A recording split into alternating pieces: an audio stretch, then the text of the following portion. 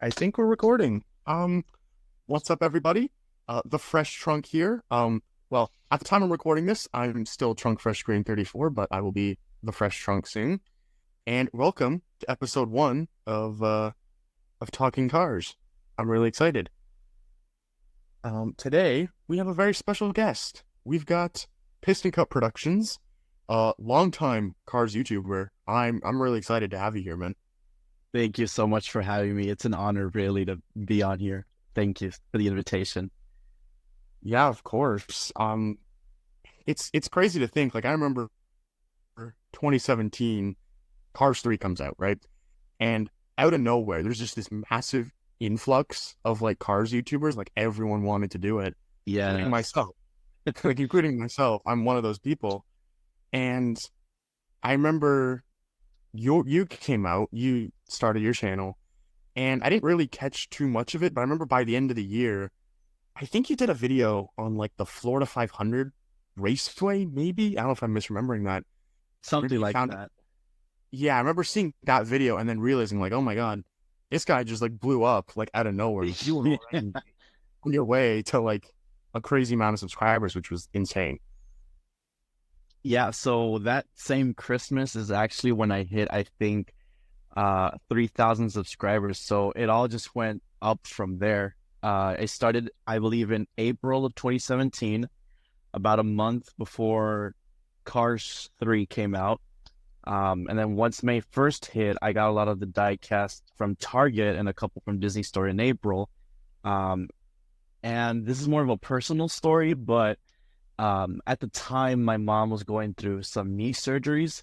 So me and my brother were home alone most of the time. And to pass the time, I was making those stop motions with the car she had bought me on a stop motion app on my iPad mini because I didn't have a phone at the time. Um, and by December of that year, I had my first paycheck from YouTube. And I remember when I got that first paycheck, my parents were like, "No, this is a fraud. What are you doing? This isn't legit." And I said, "Oh yeah." And then I bought my first phone. I bought the Cozy Cone Precision set and the Sphero Lightning McQueen that same year. I was like, "This is a fraud, huh?" Wow. Yeah, because I completely forgot about the monetization aspect of it. You would have been able to get that pretty quickly then. Wow. Yeah. So it was random night, a school night. Because take note, at the time I was 13. I'm turning 21 next year, so I've been doing this for 7 years now. Wow. Um, I was up late, wasn't supposed to because it was a school night, and I got on the iPad and I was just messing through the internet and eventually hit YouTube Studio because I was trying to find ways to like make custom thumbnails, and then I discovered YouTube Studio by accident, and then I discovered applying for monetization, making playlists, thumbnails, end cards, and that just helped me get boosted even higher past December onwards, going into 2018, it was an even bigger spike because the 2018 main line was really good and the 2019 one as well. So, in my eyes, that was like the rookie years, I guess, of the channel. Um, and it just all went from there. And then, of course, COVID happened and everyone was locked indoors. And I took that as an opportunity to make more content. Um, at the time, it was stupid.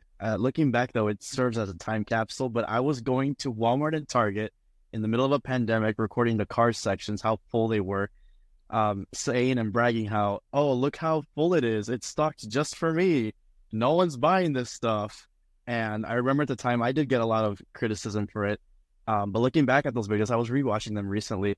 And I was like, wow, these are time capsule videos now. You get to see what it was like during COVID for cars. And the stock was amazing, unironically. But since Yeah. everyone was locked indoors, I was able to get all that new stuff that was coming out, and the distribution was actually pretty decent in my area. And then, I mean, the paychecks from YouTube were doing really well, so I was investing in a lot of the older releases as well from eBay, and just making a bunch of random content, and it just went even higher and higher. And by the end of 2020, I think I was at 40,000 subscribers. Wow. That's Yeah, crazy. so it just kept growing and growing and growing. And by 2021, I had enough saved up to purchase tickets to Disneyland for not just me, but for also my mom and my brother. Plane tickets, hotel, everything. And I was like, okay, this is going to be the first quote unquote company business trip with the intention of going to film something professional at Cars Land. And literally on the plane, as we're going over there, I discovered the Peterson Automotive Museum and I discovered the Cars Museum they had. And I was like, oh, we're going. Like, absolutely. That's a great video to film. And that video blew up as well. So that trip was just 100% worth the investment. It was, I mean, just everything kept falling into place, going so well. And then the year after that, 2022, I believe that's the year I hit 100,000 subscribers. And I went to Cars Land again, but now to show it during the Halloween season. And same thing, I had some paychecks saved up. I invited a friend to come along with me because, I mean, it was in the middle of October and my brother was in school, so he couldn't come. So I invited a school friend.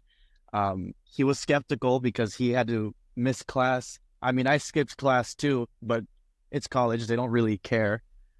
And yeah, those videos did pretty decent as well. And then not long after, a few months later, I do a Disney World trip in March. And I record McQueen's Racing Academy, the Cars Hotel, and I mean, trip after trip, every vlog after vlog, hunt video after hunt video. The videos just keep doing good and better and better and better. And it just became a full-on business that's honestly the best job in the world. It's so much fun to do this. And I mean, I don't know how many more years I got ahead of me still doing this career, but every day is a blessing doing this. I love it. Wow. So you were basically able to like leverage all of these like things that were happening back in like 2017, 2018, taking advantage of like the good distribution, the features on YouTube that were becoming available to you. And then you're able to, make more videos and then put all that money back into more content. Basically just this perfect storm of events that allowed you to just kind of keep growing and growing to where you are now, which is amazing. Yeah.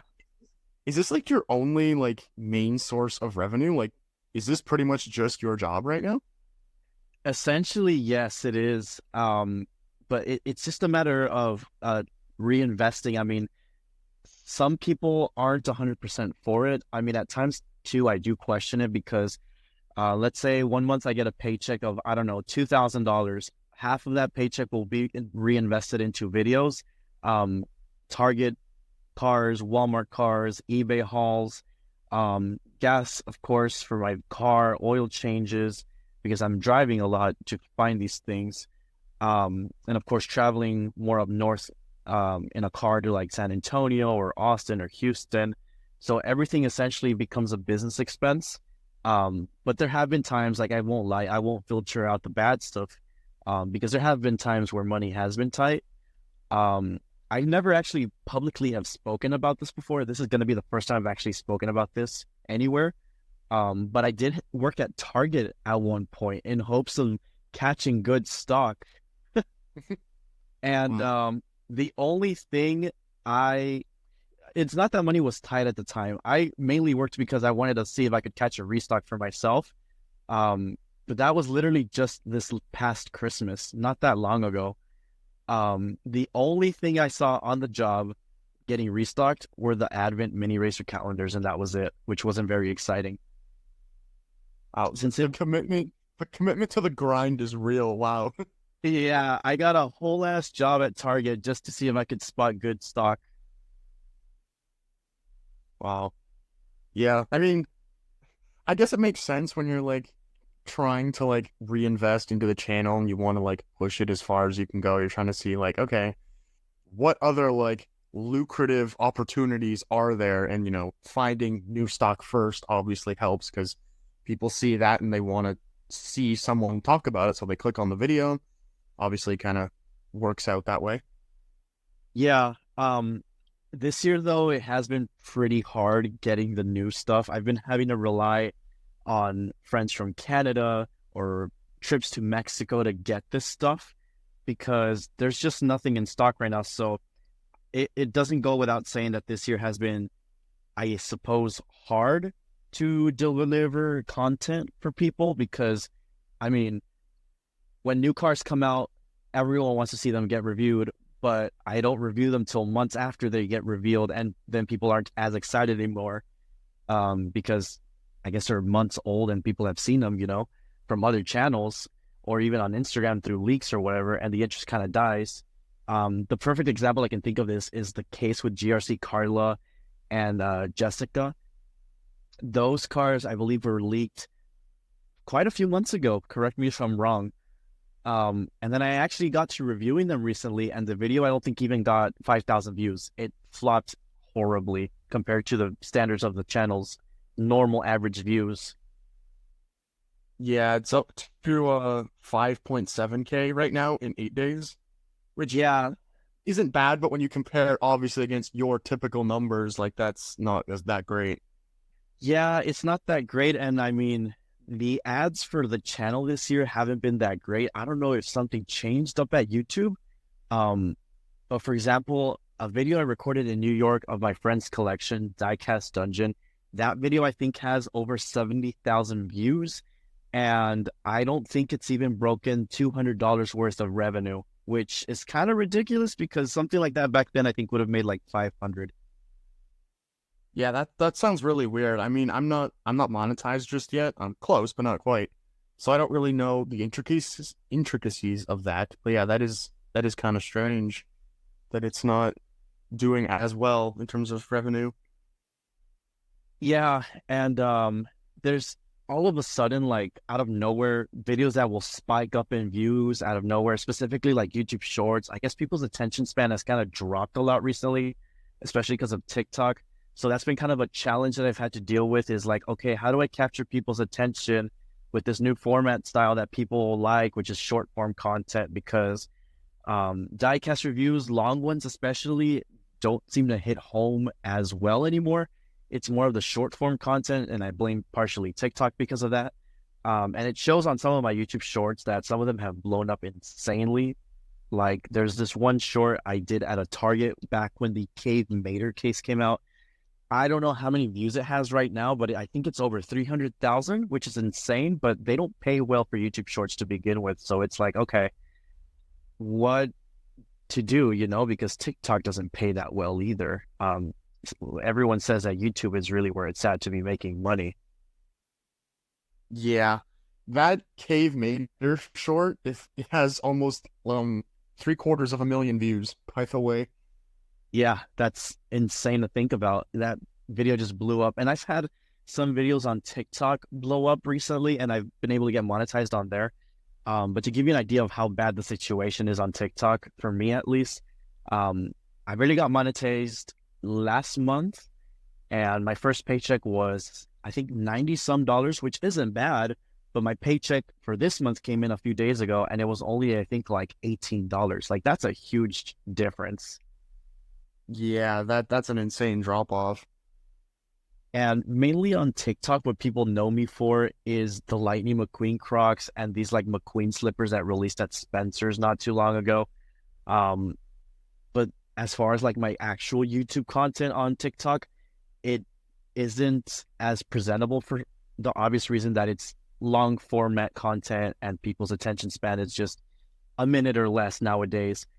It doesn't help either that AI has been extremely competitive with content. So it kind of does suck to see my legacy, I guess, of hard work of 7 years editing and stuff, so many hours being put into videos, be overtaken by people who make AI videos in like less than 2 minutes and they get paid thousands and millions of dollars easily a month. It makes you question logic and efforts of what you really put into a video nowadays on YouTube. Yeah, 100%. And you raised a really good point about the diecast reviews and their future, which I kind of want to circle back to. For me right now, I haven't really talked about this publicly, but it will be by the time this comes out. I'm sort of phasing out reviews and trying to focus more on other types of cars content, because reviews, like you said earlier, unless you're like one of the first people to review things, there's just no real desire to watch them anymore. Like 100%. a lot of my recent reviews from the past like 12 months were just flopping compared to my other stuff. And then, for example, I did the Justin Roadrunner 2-pack recently, and that one did pretty well compared to the other reviews. And I was like one of the first people to review that. So clearly you have to be like the first one to do it. And then also there's the attention span issue, which you touched on. My recent reviews, I tried cutting them down, partly for attention span, but also because I hate recording reviews that are like over 8 minutes, because I don't like that I make content like that, because I don't think I'm doing it well. So I wanted to do shorter because I thought maybe I'll say the points in a more succinct way. But that wasn't even helping. So I guess what I'm trying to say is, like, what do you think is going to happen to diecast reviews in the future, with people not really caring about the reviews once they've passed like their 2 week freshness expiration date, as well Yeah, as the whole attention span issue? 100%. I mean, I'm going to circle to the hunt videos that I make. It's weird that those will explode in views. I uploaded one just yesterday at the time that we're talking about this. That one in less than 24 hours already had 10,000 views, which I think is insane. Like, it's been getting really good reception and support.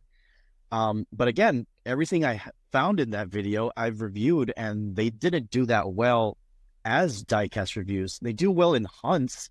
So it's like you said, you want to do different content and not just diecast reviews. I'm kind of trying to lean towards that now.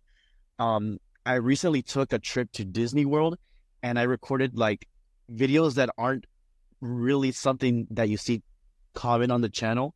One that I have coming this upcoming Friday is called Everything Disney Cars Related to Spot in Orlando. And that's a different take on like just showing like, oh, here's the Cars Hotel. Oh, here's Target and Walmart. Oh, here's this and that. I kind of just like vlog my experience, showing all the cars related things, and just say, oh, well, there's this to do. There's this. And of course, there's McQueen's Academy. A different take than just, showing, I guess, diecast, because that's clearly not working as well anymore. So what I've seen people get a grip of a lot more recently is quote unquote live action footage or cars content in the real world. But anything that's diecast related just kind of flops. I really don't know what's going to happen to the future of diecast reviews, because like you said, it has to be within those first 2 weeks to remain its freshness, I guess. If not, people aren't going to watch it. I mean, when something comes out, I really try to get them first. That way I can get the views necessary to recuperate the cost of those diecast that were invested through the company's business card.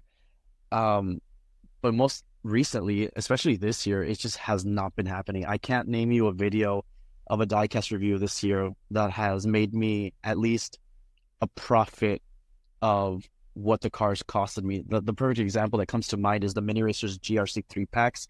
I think for all of them, I might have spent definitely, I think, around the $30 range. I don't think I've even made $26 or $23 back. So it really makes you question why continue the diecast reviews if not even actual fans are interested in it anymore, seeing them. And I mean, I blame Mattel really for the distribution. It's just been horrible this year. And when you have horrible distribution, you're just slowly killing people's interest and hobby, really. I mean, it kind of just falls on them. But at the same time, I feel like Pixar has a say in what they release. They definitely sit down with Mattel, I feel, once a year to talk about, oh, what do we want to release? But I was talking about this with a friend earlier. It seems like the collectability days of cars is over, unfortunately, because you look back to like when John Lasseter was around, especially during Cars 2, Cars diecast were seen as something extremely collectible. Nowadays, it's just the main characters, the main cast ensemble, a few Piston Cup racers, maybe a few background characters, and then you'll have like an uncanceled release out of nowhere for the hardcore fans, and that's about it. Obviously, they're doing a lot of background characters right now for On the Road, but that's just because that's the quote-unquote newest thing that they think we want. But realistically, I think everyone can agree we just want to go back to how it was with Cars 1, 2, and I'd say even 3, because when was the last time you saw a Piston Cup racer widely available from the third movie? Yeah, 100%. I think I feel like On the Road, just I don't know. On the Road, I think was a little bit too childish for me, I guess, and that's really reflected in the diecasts. So it Same. kind of sucks that that's like the only thing there, and when the stuff skews so kid-like, collectors aren't really as grabbed by it. And like you said, distribution, it's interesting how it differs because I'm in Canada and distribution this year is actually the best it's been in Canada since like 2021, I'd say. But then you look at like the States and they're like 3 or 4 cases behind where we are. And it's insane how that works. So I feel like Mattel hasn't really helped out the whole diecast reviews scene, I guess you could say. Which sucks, but I don't know. I just feel like diecast reviews, and that part of the reason is why is because people can't even buy the diecast on time. I just think they're kind of going the way of the dinosaur for Cars YouTube. Like, I think you pivoting to a more Cars vlog type of channel makes a lot of sense, and it sort of fulfills a niche that's not really there in the Cars community right now. Like, there isn't really anyone that I can think of off the top of my head who just is like a Cars vlogger. Like, I think that's a really cool idea. Yeah, 100%. And I mean, I want to take that approach on the whole Cars vlog a lot more than the diecast stuff. Um, because like I mentioned at the beginning, the Cars Land video I did in 2021 did really good. So did the Peterson Automotive Museum video.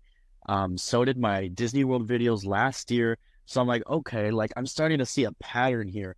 Occasionally, there is, of course, the occasional diecast review that'll blow up. I mean, the one that comes to mind immediately is the Space Creature McQueen video. That one blew up like out of nowhere. Like since the day it was published, it just kept rising and rising and rising. But when it comes to like actual diecast, besides that video, because that video had new diecast, it's usually the videos with older diecast that do really well. Two examples. Number one, I do live streams featuring a lot of the older diecast lately. Those always do really well.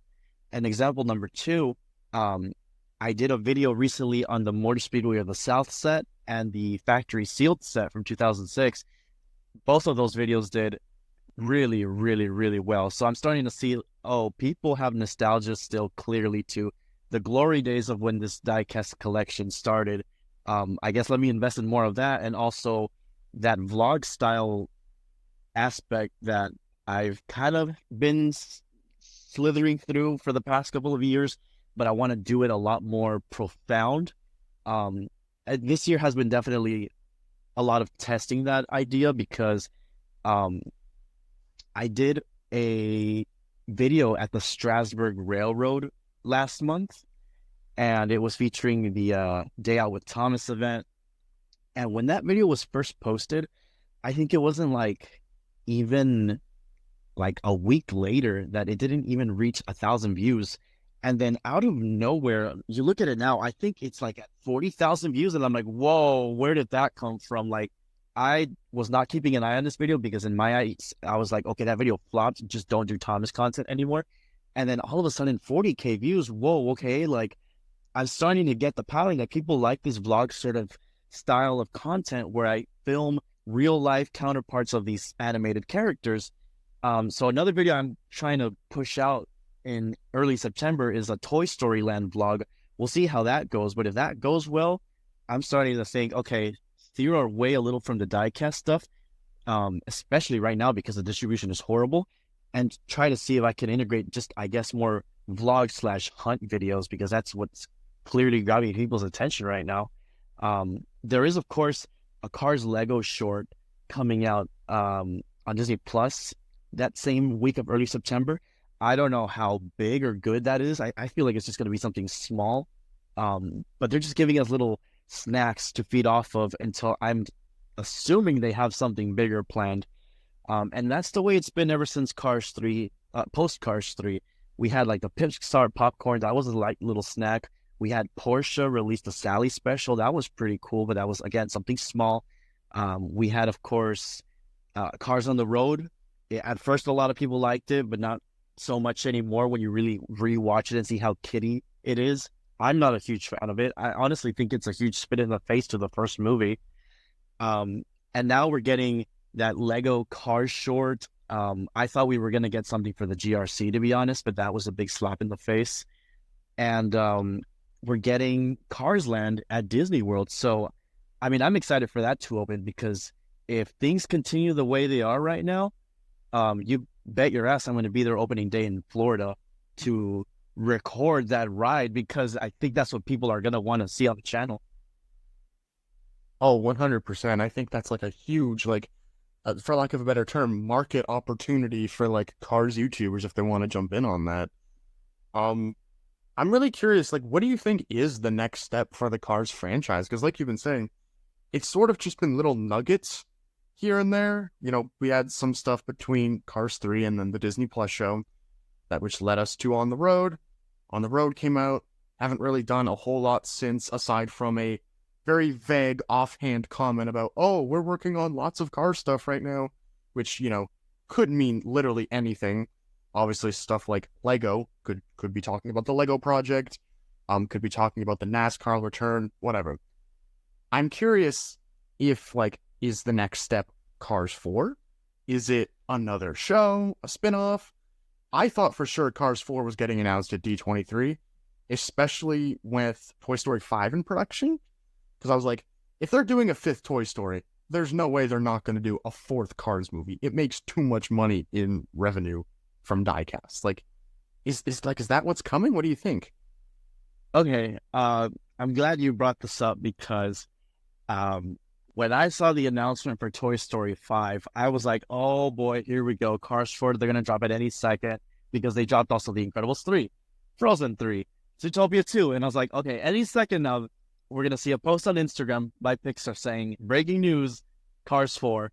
And it didn't happen. Instead, they announced a Cars Land, which nothing wrong with that, right?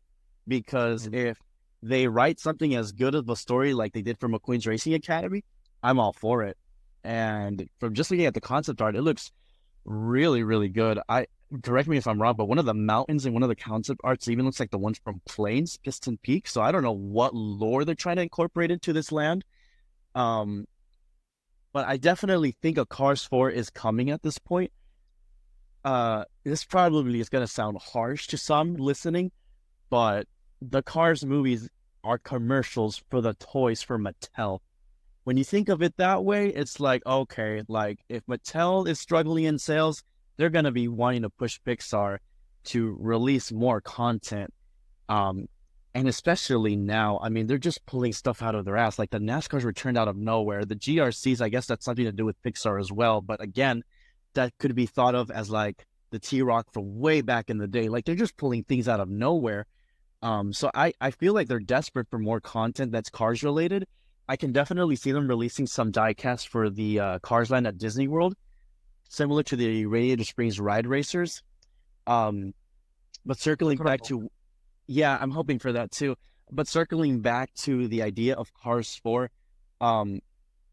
if we think of it with the same logic as Toy Story, it's their 30th anniversary next year, and they're releasing the movie, the year after that, 2026. Okay, so for Cars, I'm thinking 2026 is going to be the 20th anniversary, and the D23 event is every other year. So they won't do one next year. So there won't be any Cars 4 announcements, I'm pretty sure, next year. I'm thinking for the 20th anniversary, that's going to be like the big reveal if they're following the Toy Story formula. I'm going to say, oh, well, here's Cars 4, this is coming soon. And also, we're celebrating the grand opening of Cars Land at Disney World, because if you also think of this, when you take this into consideration, you're going to be like, oh my gosh, he's right. Cars Land opened a year after Cars 2, and that kind of seemed like just a big ad for Cars 2, because there was a bunch of Cars 2 marketing at the park when it first opened. Lightning McQueen's Racing Academy opened a year after Cars 3, and again, very centric to the Cars 3 story. It's literally an add-on to Cars 3. I mean, they did wonderful with that story, right? But it had so many elements from Cars 3, like Miss Fritter, and I guess they also had like Miss Fritter's Racing School come out around the same time. Um, so I'm thinking, okay, so going by that logic, they release a Cars ride in Disney World. No doubt in my mind, there's going to be a Cars 4 announcement right after or before opening the park. And at the same time, they're going to be celebrating the 20th anniversary. And if we're going by like the Pixar standards, they usually take about 4 years to release a movie. I'm thinking they're working on it this year, especially after that comment Jay Ward made. And I'm thinking they're probably going to release it in like 2028, 2029, the latest. By then, you're going to be thinking, damn, like it's been over 10 years since Cars 3. What plot are they going to think of? It better be good, you know? Yeah, for sure. I think the fact that they're doing the new Cars park is like a really good sign for just the future of the franchise because it shows like there's still money in it, clearly. You know, the diecast line and all that, it's not really in danger. Cars is clearly still a profitable brand. So I 100% think more Cars content, whether that's a fourth movie or like a Disney Plus show, is coming. I'm just super curious as to like what form that takes because, like you said, what the hell do you do for a Cars 4? I mean, Yeah. like, what can you do? But then again, I said the same thing about Toy Story 4 and 5, and they seem to have somewhat of an idea for those. So, I don't know. Maybe they'll surprise me. We'll see. Yeah, all I want is for them not to repeat or go back to Formula One, aka Cars 1, and be like, okay, well, now Cruz Ramirez is the rookie and McQueen's going to train her and just repeat the whole story again. But I don't think that's going to happen only because of what Cars on the Road threw at us with Cruz Ramirez taking a whole bunch of things on her plate to do as activities during the off season. That little line those little lines, or Cruz Ramirez, the fact that she's even there just opened up the opportunities for more projects. They were very clever with it. But I don't know what you would even do for a Cars 4. I feel like if you do it Cruz Ramirez centric, people are going to get upset the same way they got upset about Mater being the main role, because what people want to see is McQueen, obviously, as the main role. Obviously, there's people who would argue that it's called Cars, not Lightning McQueen. But then again, Toy Story isn't called Woody, and it's mainly about him and Buzz, you know? So My I don't know. my insane elevator pitch for a Cars 4 that I know they would never do, but it would be like a movie starring Finn and Holly as like a spy heist movie, kind of with a similar vibe to like the Han Solo movie that Star Wars did in 2018. Oh, But yeah. they would never do that because it would make no sense, but I think it would just be really fun to like push the envelope with Cars again in a way that they kind of couldn't do with the third movie because Cars 2 was so poorly received. Um, Although I guess the flip side of that is On the Road was like the opposite end of the spectrum where it's like they went so crazy that it's just kind of borders on stupid territory, I guess. Yeah, it really makes you question what people are wanting, because when Cars 2 came out, it was poorly received, and then now out of nowhere, it's being loved by people on TikTok and on Instagram. Like now there's love for it, and I bet uh, John Lasseter's like, but like he's questioning everything right now. He's like, where was this love and attention for this movie back then when I needed it? But Yeah. even right now, when there's nothing, I don't know what's stopping them from making a 30-minute Christmas short, or even what you said, like that whole like Han Solo type sort of story. That could easily work as a 30-minute special for Disney Plus with Holly and Finn, if they took into account how popular Cars 2 is right now with the public for some reason. Um, Whenever they released the Christmas cars at Target, I thought, oh, they're gonna like animate the book Mater Saves Christmas. They're gonna do something with it. No, no, nothing. So I'm like, okay, It's so weird. we've never seen a Christmas special for Cars. Yeah, like they've done it for Toy Story. I'm shocked we don't have it for Cars. Yeah, I don't know why they never took advantage and did like more.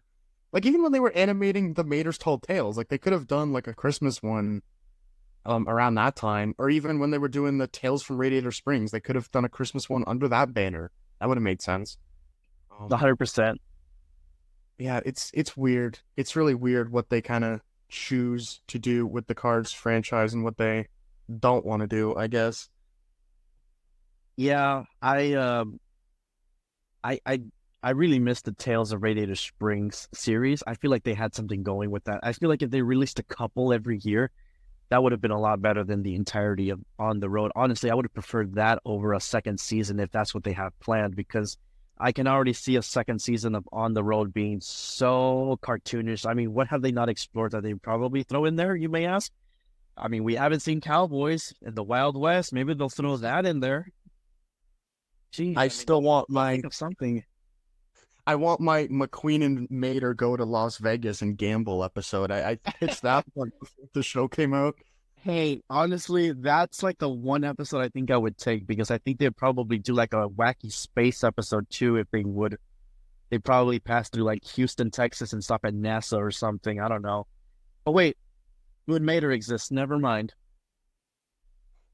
Moon Mater exists and is like partially canon as well because Roger the Rocket appears in Cars 3 for some reason. Oh, yeah, yeah, yeah. Yeah, I mean, it's curious to think about what they would do for a fourth movie. Me personally, what I would love to see is uh, some sort of McQueen and Sally story, specifically a wedding. I think that's just long overdue, because you're telling me these guys have been girlfriend boyfriend for 15 plus years. Okay. Yeah. They can even make that like a joke, like in the movie. It'd be like, they finally decided after the townies have been like trying to urge them to get married. Maybe McQueen has like commitment issues about putting a ring on it, kind of like Chandler and Monica in Friends, where they like loved each other, but they were still like nervous to get married. Yeah, they can definitely do like a sitcom sort of style comedy for Cars 4. It doesn't have to be so serious like the third movie, you know? But even then, when the third movie was pitched to the public through the teaser trailer, everyone thought it was going to be so dark, and then once it came out, it wasn't as dark as people thought. It still had lighthearted humor, but I mean, the topics were a lot more serious than one and two, I would argue.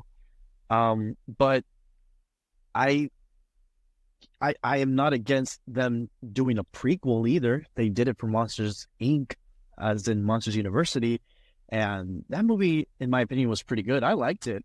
So I mean, what's stopping you from just incorporating the comics as a movie called Rookie Years or something, or Cars McQueen's Rookie Years, or about Doc or something? I know it'd be disrespectful to Paul Newman, but AI has advanced so much, you could probably make an AI out of Paul Newman's voice and get through it if you really wanted to. But if they really want to pay tribute to Paul Newman still and not disrespect his legacy, I would say maybe go back to um, the comics and incorporate Smell Swell McQueen and all that lore.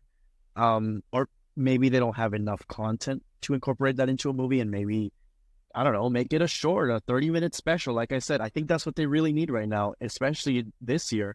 Some sort of 30-minute special would have really helped, not a 2-minute Lego short.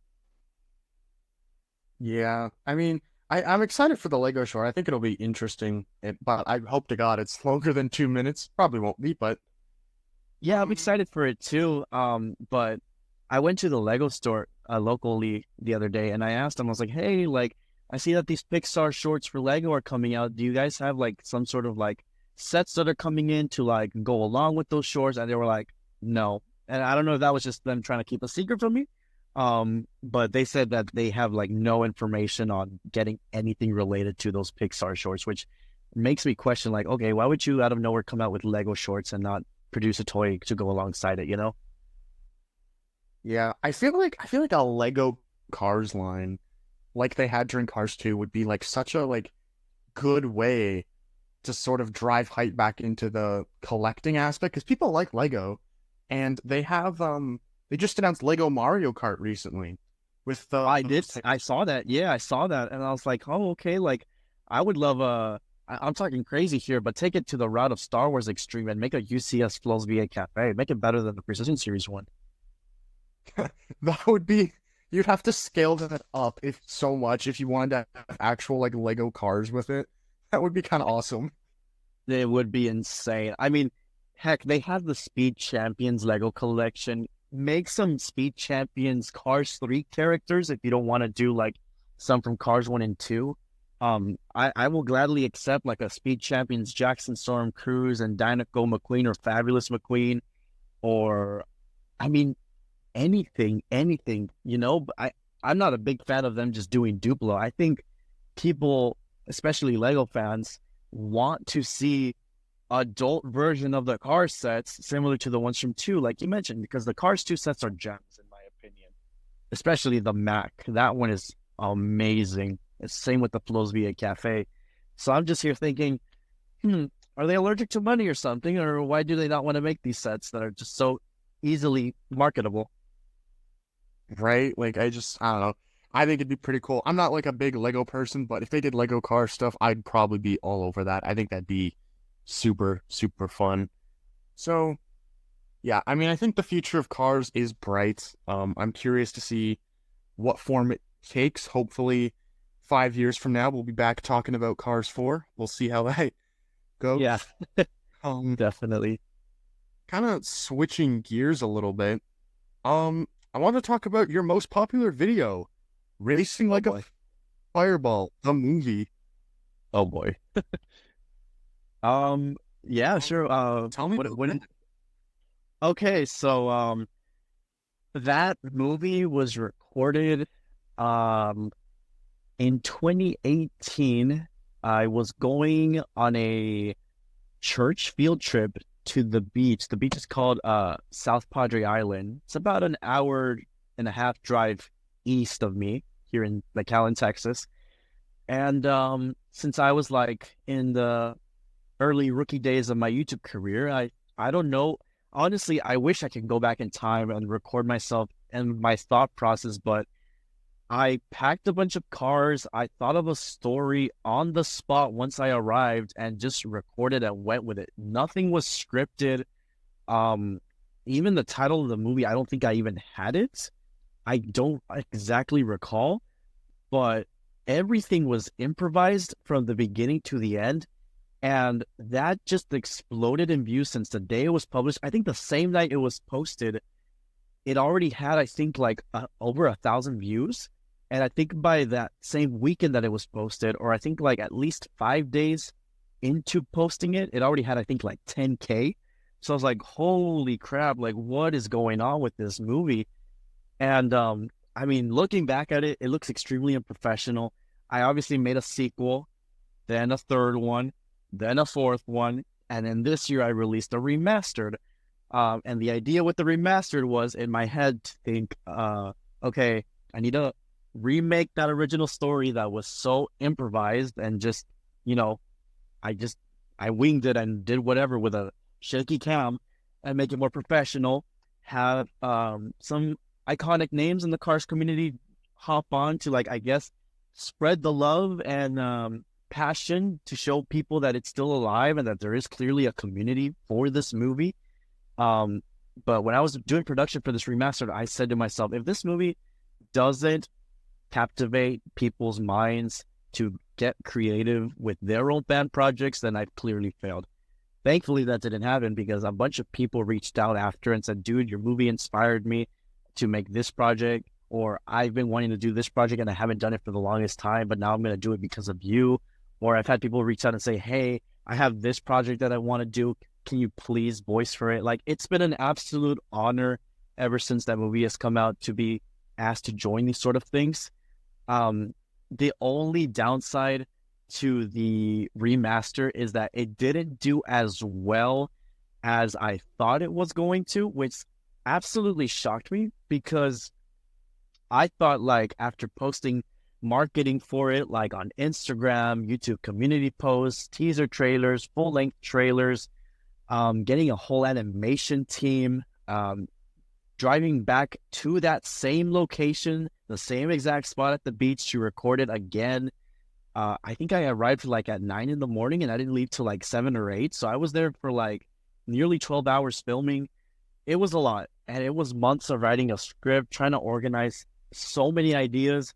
For it to not perform as well as I wish it did, in my eyes, in a perfect world, I wish it had 100,000 views right now. But my idea also, when I was remaking this movie was I wish it could replace the original as the number one most popular video on the channel, because back in high school, especially in 12th grade, that's when everyone was just, I guess, all over my YouTube asking me questions. It got revealed among the school when I was a 10th grader, a sophomore. I had entrusted the secret to a friend, and then one day out of nowhere, he just blurted it out in the middle of class. Teacher got curious, lesson got canceled, and we just watched my videos, and it was a whole interview for the rest of the class period. That's so painful. And the second I got out of that classroom, I was like, okay, that's it then. I can proceed with my life as normal. No, for the next 2 weeks, I had people I had never seen in my life coming up to me saying, "Hey, yo, Piston, put me in a video. Yo, shout out my Instagram." And I was like, okay, this is gonna be interesting to see where this goes. I'm like, I hope this is not the future of my high school career. And then sophomore kind of came to a halt because of COVID.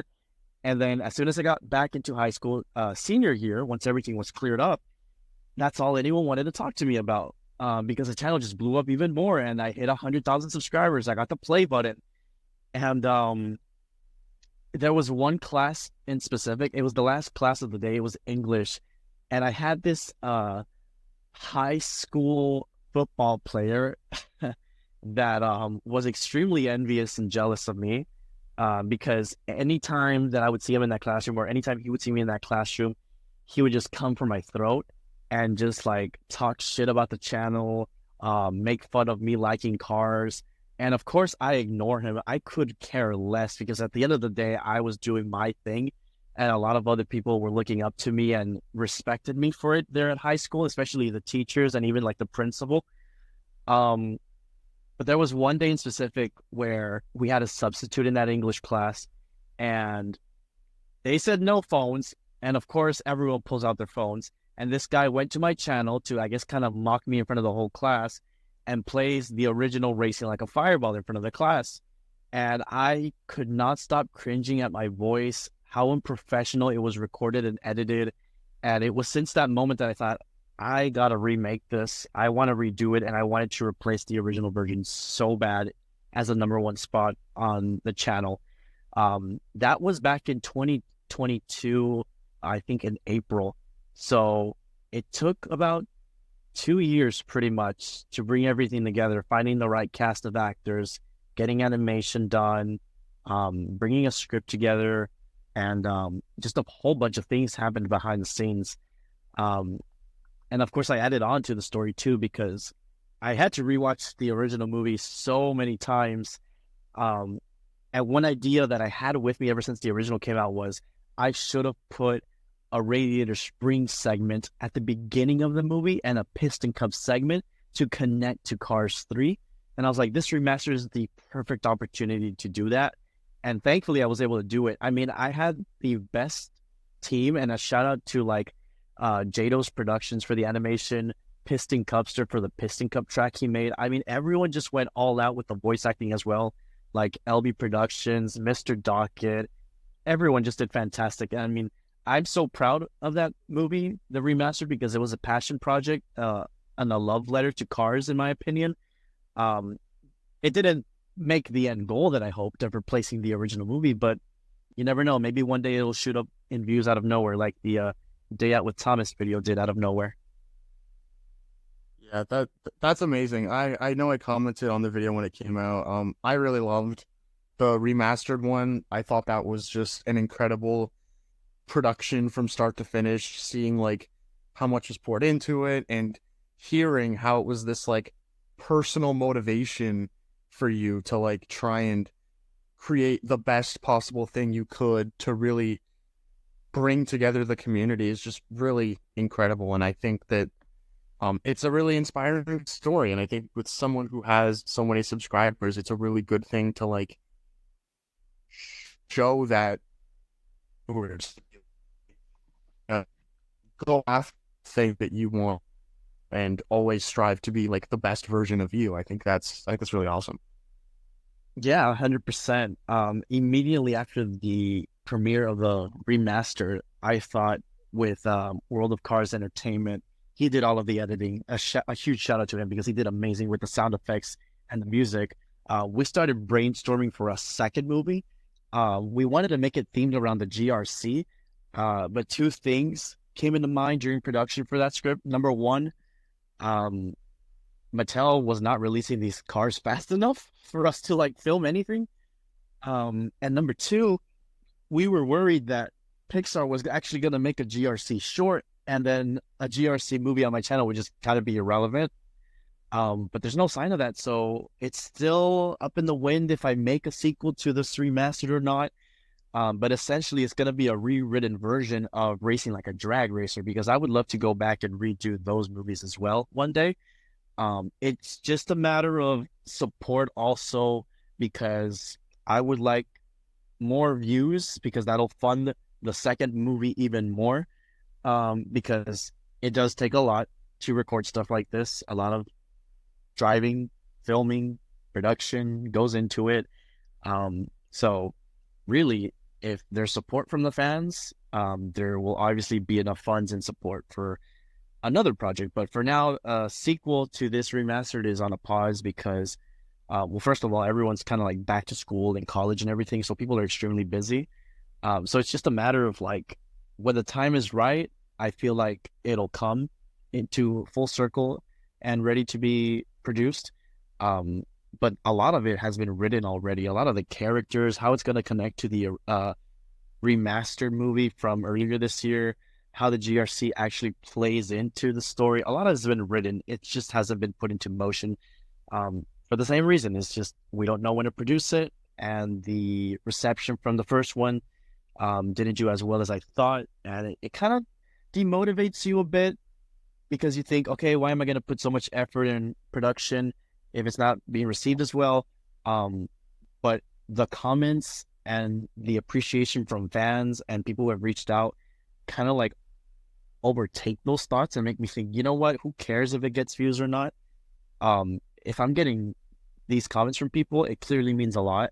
I should really do it because people clearly appreciate it, you know? Yeah, for sure. I think that even though it reached a smaller audience, compared to the first movie, which I believe I just checked and it had like 7 million views, which is crazy. Even though it reached a smaller audience, it still reached it in a very big way, perhaps bigger than the first movie ever did. And I think that's kind of a really inspiring thing. And the GRC situation is weird because we've seen some packaged diecast leaks for 2025, and it looks like GRC is back. So maybe they're not going to do a short, but maybe they'll do more GRC diecasts, hoping for a 155 GRC Mater, ideally. We'll see. Oh yeah, yeah, you're right. They made the mini, and they haven't made Nigel, Rib, Jeff, or Lewis.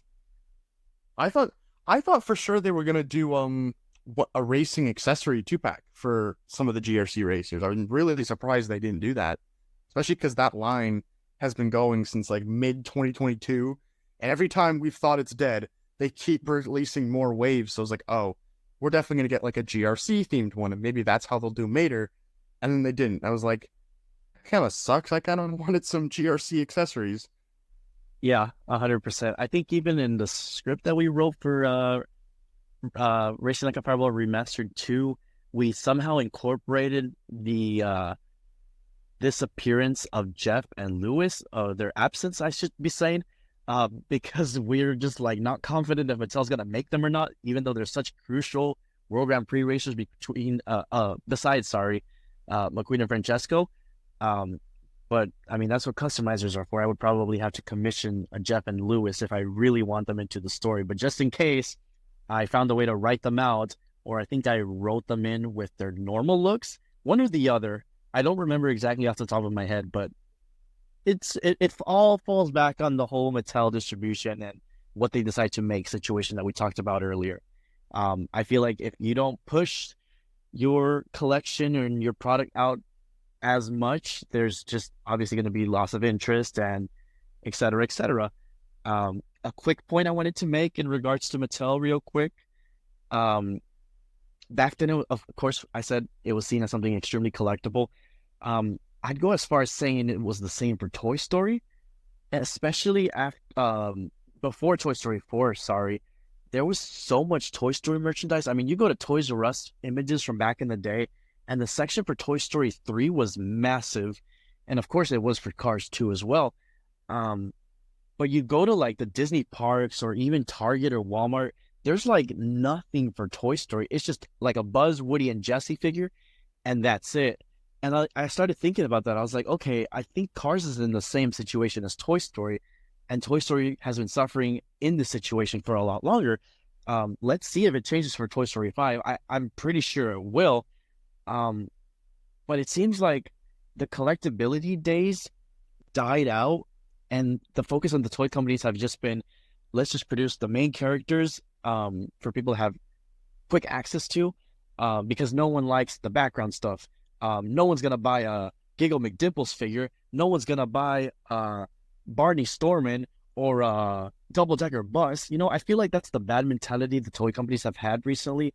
Hence the state we are in with such a limited cast of characters produced per year. And like I said earlier, we have the occasional gem like Damage the King or the NASCAR line or the Tach-O-Mint crew chief coming out later this year, you know?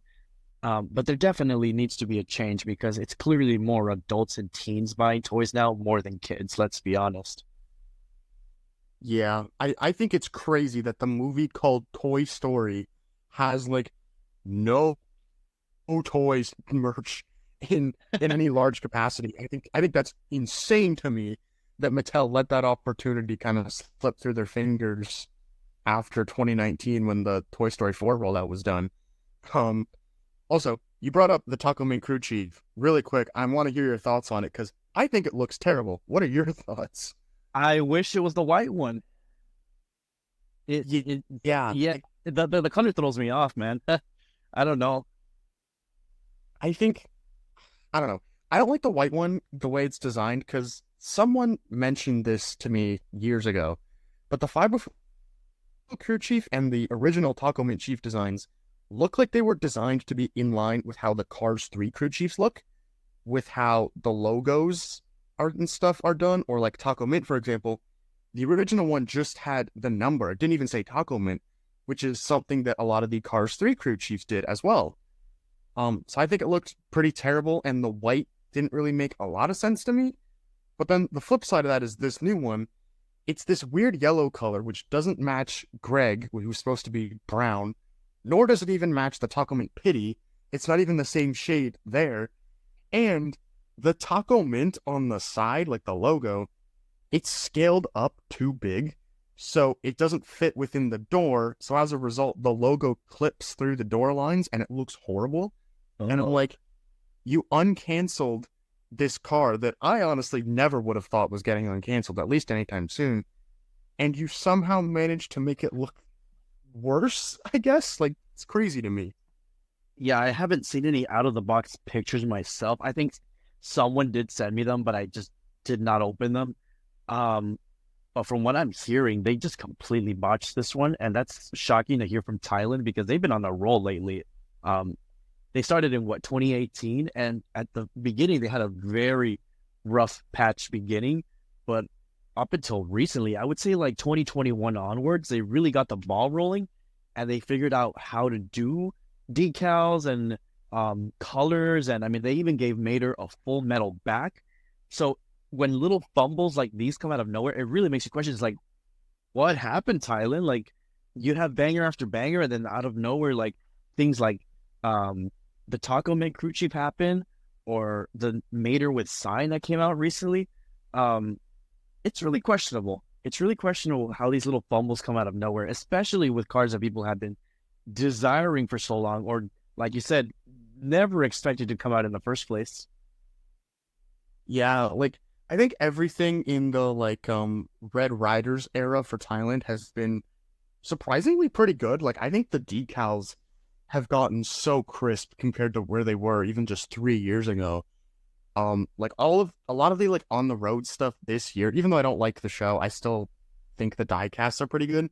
A lot of them have really just blown me away with even like dirt details. Like a lot of cars now you'll notice have like dirt or rust details that they didn't have before, and it all looks really, really good. So when, yeah, like you said, when they make a weird choice, it's like, what happened there? Why was this allowed to be approved? And it's also weird too, the Tach-O-Mint Chief redesign. That's kind of unprecedented. I don't think we've ever had any other situation where we've seen the design for a car and then they've just completely overhauled the look. I think what is it? Lewis Hamilton comes kind of close. Because there's some stock pictures with his original design, but even then, it's like not that different. Where the Tach-O-Mint Chief, they like completely changed the color and what decals they use. So it's really weird all around. Yeah, and there's stuff like the Radiator Springs McQueen they re-released this year that has beautiful paint. Same with Motto. And I mean, even the NASCARs from this year, the decals are such an upgrade from the Vietnam ones from years ago. Even the GRCs, I'd say, have a decent amount of good detailing on them. They really have been getting the rhythm of how they're supposed to do this. But then you question little things like, again, like keep mentioning the Tach-O-Mint crew chief. I'm going to mention one that kind of bugs me till this day. Miguel Camino. It's such a simple fix for the black spoiler, and they haven't done it. Why? Yeah, that one is weird because that one he has the black spoiler in the artwork, right? I believe so, yes. And he's like the one car I would have expected Thailand to fix, because this is coming from the same guys who are fixing every Mater that's come out, or at least they're trying slowly, with metal backs, and even giving McQueen punchos on the bottom for Mater to tow him. That's a cool feature, because back in my day, I mean, I had to hook Mater's hook on the fender and hope it didn't snap in the middle of play, you know? Yeah, for sure. It gets a little blurry because how much of it is like the factory deciding off the cuff to do that versus Mattel sending them like design references like, hey, Yellow Hydraulic Ramon, for example, from 2019. Hey, we want you to use this like bright yellow color. So they send that along and then the Thailand factory worker does it, I would assume. So like it's hard to say how much of it is like the factory's fault versus how much of it is Mattel's fault. In the case of Miguel Camino, I 100% think that is Mattel's fault. They're just sending over references for some reason that they've never bothered to fix. So like they'll send references of like the old Miguel with the wrong spoiler and they don't update it to say, hey, change the color. It's a whole messy thing. I really hate it. Yeah, 100%. Yeah, just little nitpicks like those that you really question why haven't they fixed. And then there's of course the questionable stuff like in a good way, it's questionable, but I mean, I'm not gonna complain about him. Bertha, I believe, right, is the little small green car from the first movie that got uncanceled. Yeah, Bertha Butterswagon. Yeah, they did that. They re-released Damage the King. They did Clutch Kringle for Christmas. They did Easter Flow. Like all these little gems sprinkled out. It's like, okay, like damn, like I guess I'm glad Thailand came along, because their metallic paint is really nice too. Their dirt decal, like you mentioned, their matte finishes on the road rumblers are beautiful. I mean, they know how to do these things, you know? But again, it's like you said, there's little fumbles like the Tach-O-Mint crew chief that just make you question everything.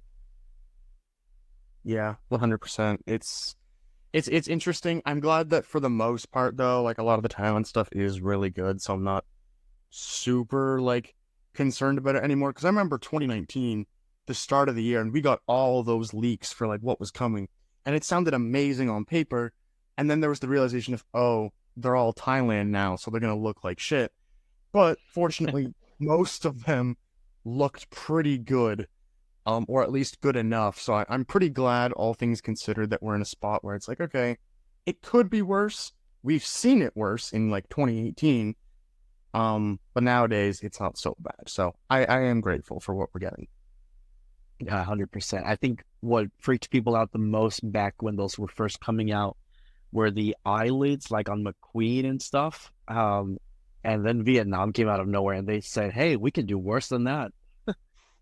Vietnam is so weird to me though, because with their diecasts, most of them looked pretty bad. But I don't know if you remember this, but their first ever releases, they redid the fan favorites, at least the first wave, and I believe they redid some Drag racers. Sorry, yeah, the drag racers. The drag racers didn't look amazing, but the fan favorites looked indistinguishable from the China stuff. It was Yeah. ridiculous.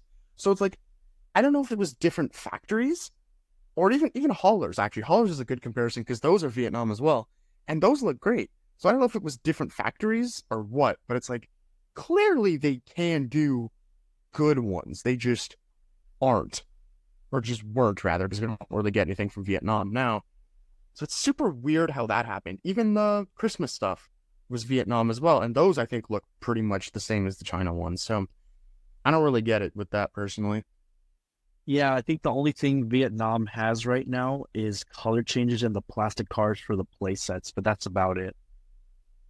Yeah, I mean the color changes are plastic; they look as fine as they're gonna get. So that I'm not really. Yeah, worried I could about. care. I stopped collecting those because it's getting ridiculous paying $650 for plastic when I can get a metal one for the half of that at Walmart.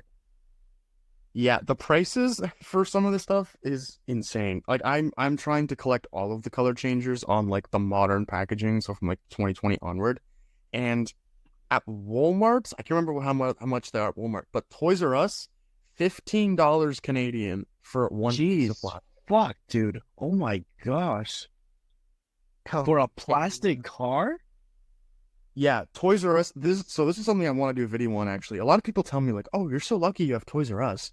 The prices at Toys R Us are more than Walmart because Toys R Us marks stuff up themselves. They have like what I call the Toys R Us tax. So Yeah. like a diecast at Toys R Us is like $9, I think. Jeez. Whereas Walmart it's like 7. And then 2-packs are now going up to $25 at Toys R Us. And it's like, Oh my gosh. I can't justify paying like $25 for off the top of my head, Double Clutch Dailies getting re-released. I can't pay $25 for like a re-release of Jet Robinson that I have and a small pity. Like it's No, terrible. absolutely not. Yeah, no, I wouldn't either. I'm definitely not going to complain about the prices here anymore. Jeez. Yeah. Wow. I would love to. And once you come out with that video, I can't wait to see it because I was going to ask you, like, how's the situation for Toys R Us over there? Because obviously Walmart has been doing amazing for you guys this year. But I mean, I remember back then too, like when Cars 3 came out, my mom too would complain about the prices of Toys R Us because it was like $5 per single. And she'd be like, no, let's go to Walmart. There's $3.47 there. Why are you going to pay $5 for a McQueen here where you can get it for cheaper over there? Like, I don't care if it's your first time seeing it. Like, Toys R Us's prices and tax is just ridiculously stupid. And I agree with her. It's unnecessary, and I can see why they went out of business. Yeah, like the Toys R Us situation, it's not even worth it to go there looking for cars anymore. And this is something else I'll touch on in that video when it comes out.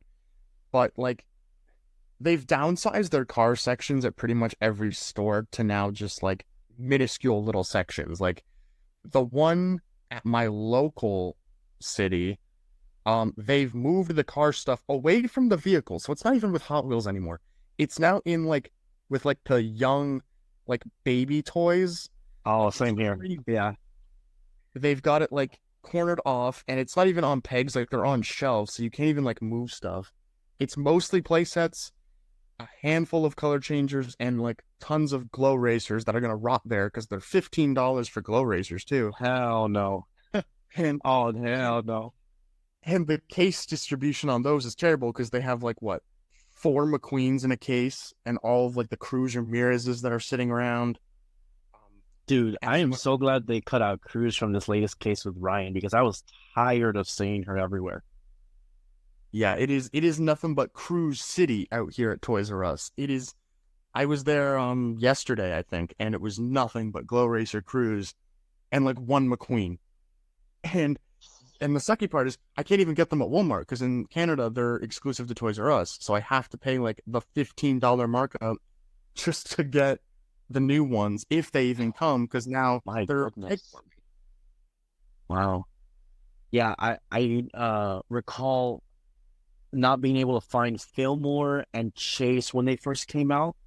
They never hit my area up until recently because for the same reason, Target didn't want to order these because it was just so many cruises head warming. And they, I guess, I mean, to them, they see them all the same. They could care less if they're different characters. They're not taking into account that. They just need to see the quantity on the shelves and that's it.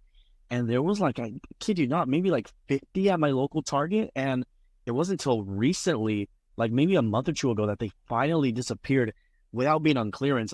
I don't know where they went. I don't know if they just sent them like straight back to Mattel to recycle them. Because I bet you no one came willingly to buy all 50 of them. Yeah, it is. I don't know what Mattel was thinking with the way they break down the Glow Racers cases. It's ridiculous. I am very lucky that the Chase and Fillmore case did eventually show up, and the Will Rush case as well has kind of been circulating a little bit. I'm surprised that Ryan and Dan are even coming out. I honestly thought all the remaining ones were going to get canceled because the stores just clearly aren't selling through them at a rate that's fast enough. Yeah, the Glow Racers as a whole, I think it might be a hot take, but I think it's the biggest expanded universe flop in the entire history of the Cars franchise. What are your thoughts on that? Honestly, I mean, I don't necessarily disagree. Mattel has been trying the glow in the dark gimmick for a couple years now because they did the glow in the dark mini racers starting in like 2018. And I remember seeing the stock pictures, which I don't know if you remember, but the glow mini racers, how they would take the pictures is they would be green in the stock picture because Yeah. it was to indicate it would indicate which part of the car glowed. I thought the cars would actually be green, which I thought was cool. No, they're indistinguishable from the normal ones, and they only glow if you like charge them under a light for like 30 seconds, and that sometimes barely works. Yeah. Then they try it on 155s for a greater cost. None of the cars are redesigned, except I guess you could argue the townies are redesigned a little bit, but like McQueen is just Rusty's McQueen, and it's like it's boring. The glow effect doesn't work that well. They're expensive, and it's just they're not that interesting. I don't think it was a fun gimmick the way that they were kind of hyping it up to be, unfortunately. Yeah, I 100% agree with you. I mean, this is the last expanded universe, in my opinion, that deserved a book. I mean, really, when you put it that way with the whole redesign thing, you're absolutely right. It's just what Mater that really has a completely new look. Come on, not even a racer, and it's called Glow Racers. Like, come on, people. Fillmore is just the headset one from Cars 2 without the flame on the 95. They never made Jackson, Ramon, or Sally or Ray. Supposedly Jackson and Ramon are coming soon, but God knows when that is. It's been over a year since we've had the plastic ones to substitute the metal ones. But even then, Ramon is, I think, just a normal one in blue or the Ghostlight one. Correct me if I'm wrong.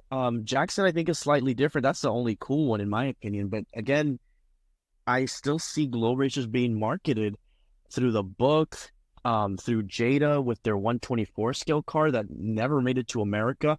And I wish I could have put this in for my latest hunt video.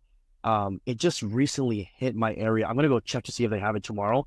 But there's a remote control Jada Glow Racers McQueen at Sam's Club. I don't know if you've heard of Sam's Club. It's kind of like Costco. And apparently it's selling for, I think, 30 some dollars. And the plastic is as thin and cheap as the XRS large one that Target had. I don't know if you remember that one from Jada. Yeah, I remember that one. Yeah, apparently the plastic is as thin as that XRS McQueen on this new Glow Racer one. So I'm like, what? Why? Why? Like, I would have much rather the GRC one get marketed than the Glow Racer. Why are we still holding on to this line that's not selling? What's the point? Yeah. And the redesigns are so funny because, yeah, Mater is like kind of redesigned, but it's very clearly a slight adjustment of the NASCAR Mater, which Yeah. is just really crazy. And then Ramon, it's Ghostlight Ramon, but he actually does have the 95 emblem that Firmware has, but it's so small. Like, I don't blame you for not even noticing it's there because I didn't for a long time. And then going back to like the other brands, like Jada had some stuff, which is like, okay. It was cool to see them do a new 124 for the first time since 2018. I thought that was cool. I was glad they did that. And then there's whatever Disney store had. There was their 3-pack with McQueen, Jackson, and Chase. That It pack was was like kind of horrible. cool. It was okay. I don't know. It wasn't that good. The McQueen was cool, but the Jackson and the Chase didn't get changed at all. I understand Chase because they didn't change them by Mattel. Mattel didn't change them either. But Jackson only had like the orange tires and they called it a day. And they didn't change anything else. It was a stock standard Jackson Star with orange wheels, which just looks so off-putting. Um, and I think also Carrera Go did some Glow Racers stuff. Correct me if I'm wrong. But I don't know about you. Did the Jada Glow Racers McQueen hit your area? It didn't hit my area, but I still am disappointed that they canceled that Rusty's Cruz Ramirez Jada from 2018. I was waiting for that and it never came. Yeah, I don't think any Jada stuff ever made its way to Canada in any capacity. I could be wrong. I think Toys R Us might have back in like 2017, but I certainly haven't seen the Glow Racers one. And yeah, I remember the Rusty's Cruise one. There is actually a packaged picture of that. There's one packaged picture of that leaked out, which is really Oh, cool really? that exists. Yeah, I'll send it to you after we're done the call. It's really interesting. But I don't know. I was funny because 2017, Jada pumped out so much stuff. They had their whole Cars Yeah, 1 they line, did. their whole, Yeah, it was amazing. then the whole Cars 3 line. They had the D23 exclusive. They had a Costco exclusive Mac. I think Mac was like exclusive to Costco or something crazy. They Correct. had they had a McQueen and Jackson 2-pack, which I think most people don't even know exists. Yeah, that was at Costco as well. Yeah. Yeah, like they had so much. And then 2018, they had the Rusty's McQueen, which like barely released, I think. And then Rusty's Cruise, which was canceled. They also had the Racing Center McQueen exclusive to Target, which was beautiful in the gold packaging. And they also had the Bling Bling McQueen with the interchangeable tires, Jackson Fillmore with oil cans, Jackson Storm. I think had some silver rims that we've never even seen on film or in any promo images. The point is, they did some crazy stuff that made you think, "Wow, this is a highly collectible item," and then they just died out of nowhere, which is a huge shame. I really did like those when they first came out, especially the Mac. Yeah, I think having like a large scale, like premium collector's cars line is such a cool idea and concept, especially with Disney Store going the way of the dinosaurs now. Jada, obviously a bigger scale, but it was kind of the next closest thing to that larger, more collectible format. And they just didn't really do much with it after 2017 for some reason. They re-released the Cars 1 McQueen a couple times on like the Blue Desert style packaging, but the Glow Racers one is the first new one they've done in like 6 years, which is crazy to me. Yeah, I've seen that Cars 1 McQueen with the white walls at Target a couple times. It has a different packaging on the bottom. Like it has a label that says Hollywood Favorites or something like that. And in the case assortment, I've seen an employee unbox the case before, but it has that one McQueen, the Mystery Machine from Scooby-Doo, I think a Batmobile, and I think a Spider-Man car, a Woody Volkswagen from Toy Story. And they're all under this category called Hollywood Rides or Favorites, something like that. So I'm like, okay, this is just weird because what they had going was so good. And they were in scale with the Maddie collector ones, like Mater and Doc. I'm like, these are perfect add-ons. And then again, they died out, and then out of nowhere, you get a Glow Racer, and it's like, dude, I would have much rather the Cruise or a GRC collection. I would have loved a Francesco in that scale. Yeah, that would have been amazing. Like, honestly, I would be so down for them to do some GRC 124s, even if it's like, new character would have been cool, but at this point, I'll take anything. Because I think seeing like Francesco in some capacity, even if it's like an expanded universe livery, I think would just be so sick.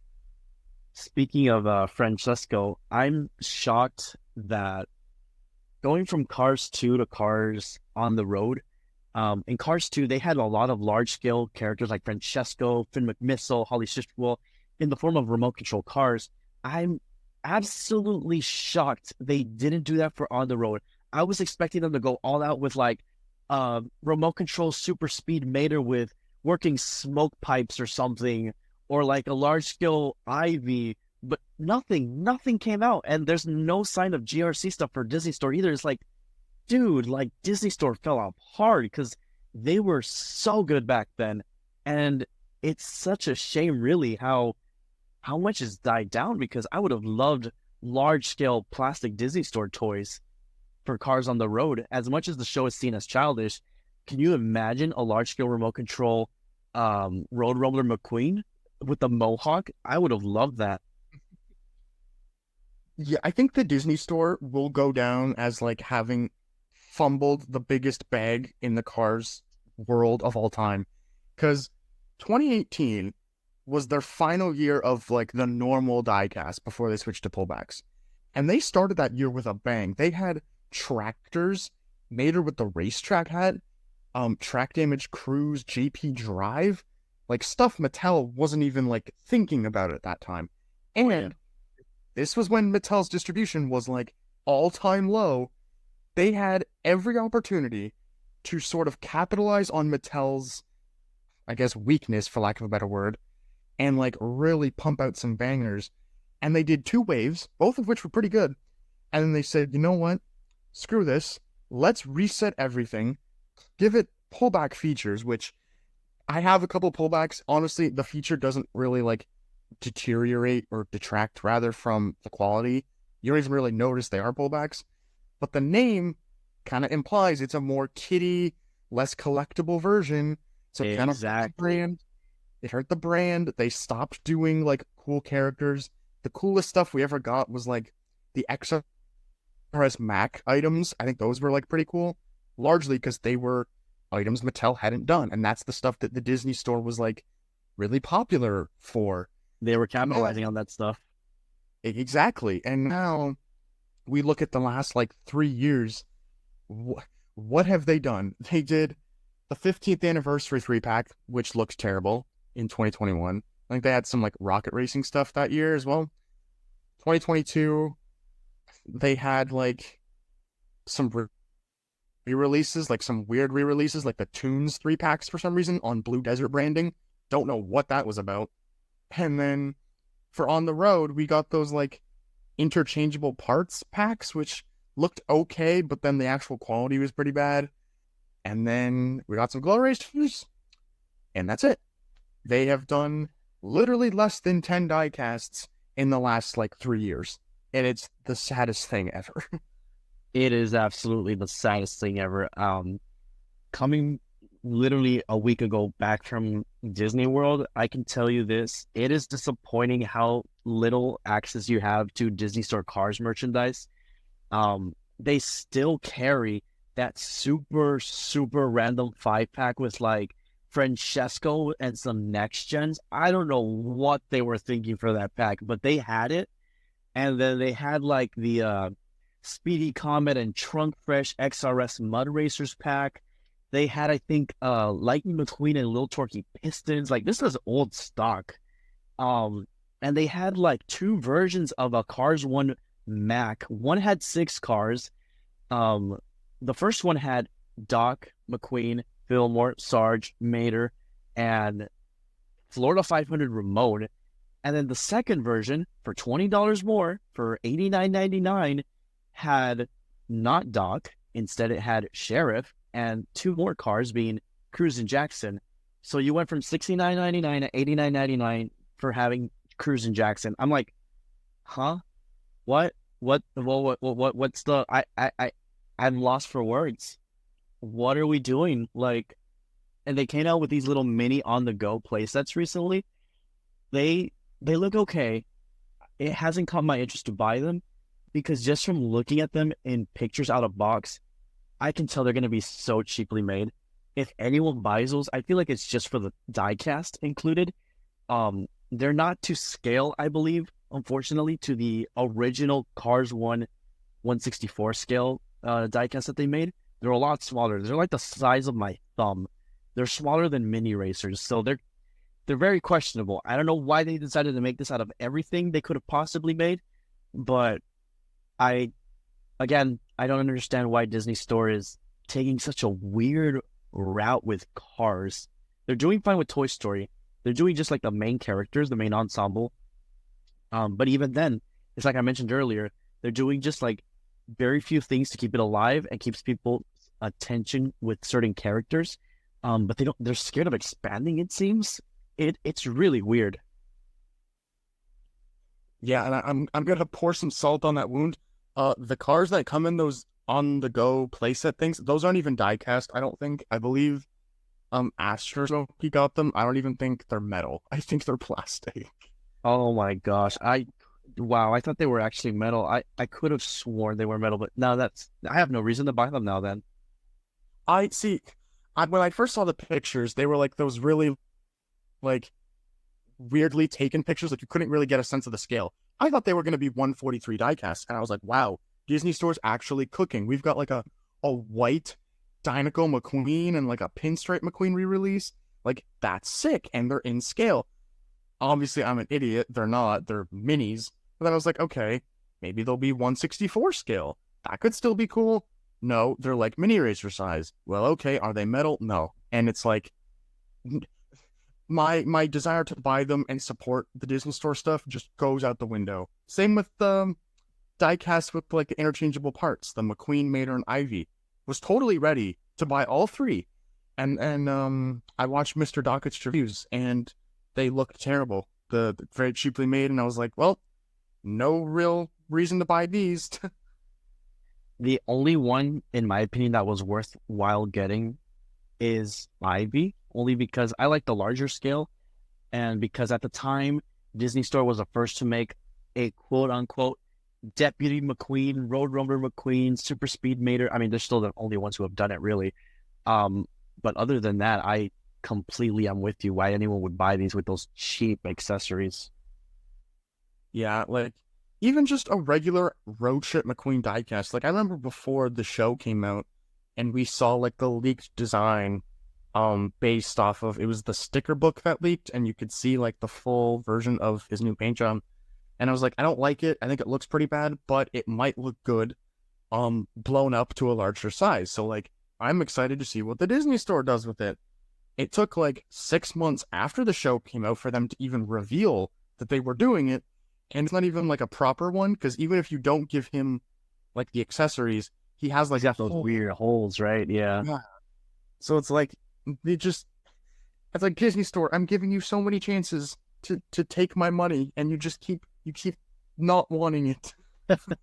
Yeah, they made an on the road McQueen plush recently too. I did pick that up. It looks nice, but again, it kind of sucks that we're moving towards a new era where the on the road McQueen paint job is seen as a standard, because based on the artwork for the new Cars Land at Disney World, it looks like it's his on the road paint job for the animatronics they're gonna build. And I'm like, oh, that's just not, that's concerning. Yeah, that's not pretty. No, I hate that paint job. I think it looks pretty terrible. It looks a little bit better, like in some cases. Like I think the version 2 diecast with like the better expression makes it look okay because the expression's better. But yeah. Also, it's weird that you said the Disney Store plush is the on the road design, because Mattel did their McQueen plush last year as well, and that's I think the Cars 3 paint job. Yeah, correct. It's I think they sold it at Target. It's a talking plush. Correct me if I'm wrong, right? Yeah, I believe so. That's such an obscure item that like I don't think people know about. Yeah, I didn't pick it up. I mean, it didn't catch my interest. Yeah, I mean it's not really for me either. It's just I chronicle everything that Mattel releases from every segment just like for historical purposes, I guess. And like having that on the list is just so funny because they've never done anything like it before, I don't think. Yeah, especially now. It seems they have like a love-hate for Cars 3 McQueen, because they haven't released them as a single in forever. And then out of nowhere now we have them in an 11 pack at Target with a bunch of other random releases, and they called it a day. And it's like, damn, like how do you have access to a Cars 3 McQueen nowadays without going on eBay? You don't. We have great access to Cars 1 and 2 McQueen and on the road, which is cool because, I mean, correct me if I'm wrong, but a few years ago, we didn't have great access to Cars 1 McQueen. It was just Cars 3 McQueen, so it's kind of flipped. But but why can't we just have all of them, man? I like the Cars 3 paint job. I think it's definitely needed. I think it goes back to Mattel, how they haven't released Cars 3 Piston Cup Racers for the same reason that they mix up the names on a regular, and it's ridiculous how many times they mix them up. So are they just scared of calling it Lightning McQueen and it's the wrong paint job? I mean, just call it Florida 500 McQueen and you're set. It's that easy of a fix. I know. I really hate that they called it Cars 3 McQueen. Same with like Intro Ramon. Like I think that's stupid. I hate. I don't like I don't like the name Rusty's McQueen either, because it's like, okay, we have the Chase one from back in the day, so it's like now you have two Rusty's McQueens. You should have called it Intro McQueen, or like, I don't know, Crash McQueen, or I don't know. They could have come up with something better than Rusty's McQueen though.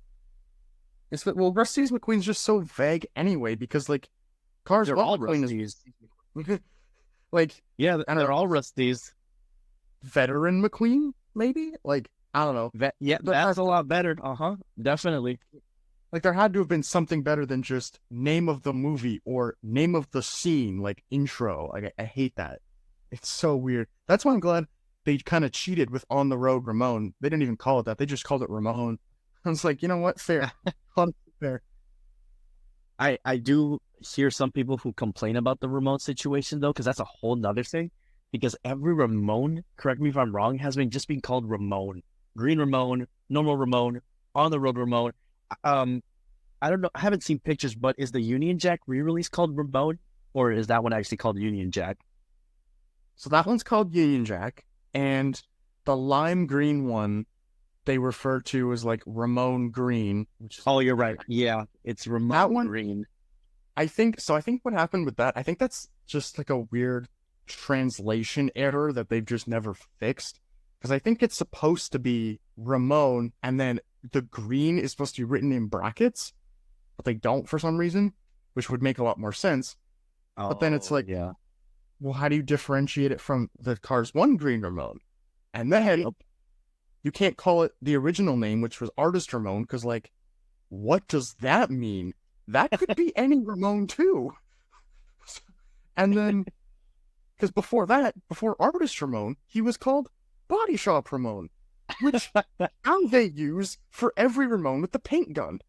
And then, if you thought that was bad, Cars 1 Green Ramon with the paint gun is called Paint Job Ramon. Oh my gosh. What does that mean? Oh my gosh. Yeah, I can't imagine how a parent who's a first time collector for their kids looks at all these Ramones as like, huh? What? Which one's which? Which one? I can't blame them if they get confused, because even I'm confused, when I see stuff like that. It's like, yes, mother. I would like Paint Job Ramon, please. What the hell does that mean? Which one? It's so bad. It's so bad. But honestly, them just calling it Ramon, I would rather they do, just because it like avoids the problem that they clearly have. I like the idea you have of just putting the color in brackets. I think that would be a huge game changer. Yeah, I don't know why they don't just do that, because I believe on the Mattel customer service site, Ramon Green is written in brackets, which is, I think, how it's supposed to be. They just don't do it on the packaging. I don't know if the font that they use has brackets in like the character list. I don't know, maybe that's why. But then in that case, like, can you not just use like another symbol? I don't know. It's weird. Yeah. It is very weird. So we've just passed around the 90-minute mark, which is awesome. This has been a really great conversation. We can probably start wrapping up now, I feel. Yeah, I agree. That was so much fun. It was nice talking about all things cars and going back to the channel's history. That was a lot of fun. I appreciate it. Yeah, I mean, especially because like we never talk. Like, I talk to like a lot of cars channels, but like we talked a bit in like 2019 for a little bit, and then I was looking through your old like account that we're using right now, and I saw we texted a bit in 2021. But like other than that, we don't really like interact. You know, it's very two different like parts of the cars community. So to kind of sit down and have this conversation has been really, really awesome. Yeah, man, for sure. I mean, it's all about unionizing both sides and try to make one, you know? I mean, after this, we should definitely talk more about this stuff with more people, you know? I have a group chat with a couple of friends. I think they would love to have you on there. Yeah, for sure. I've reached out to you mentioned Diecast Dungeon earlier. He said he's down. And then of course I've talked to like Mr. Docket and JS Cars 8 and that spoilers for potential future guests, by the way, if you've made it to the end of this episode here. But I can't wait to see all their interviews. They're going to be great. yeah, I'm really excited. I've been talking about doing something like this for years now, like since 2020, and I finally decided with the rebrand of the channel coming up, like I really wanted to launch this, so I'm excited.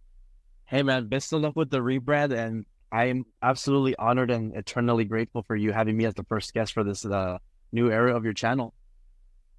Yes, thank you so much for coming. It's been amazing. For sure, hit me up on. You have my Instagram. Would always love to talk cars, and I'm really excited to see the future of your channel. I think it's going to be really good. A lot of exciting ideas there. So yeah, I'm really looking forward to seeing more how you grow. Thanks, man. Cheers to the future. All right, cheers, man. I'm gonna end the podcast recording. Thank you all so much for watching. I hope you all enjoyed episode 1 of Talking Cars, and I will see you guys soon for another video.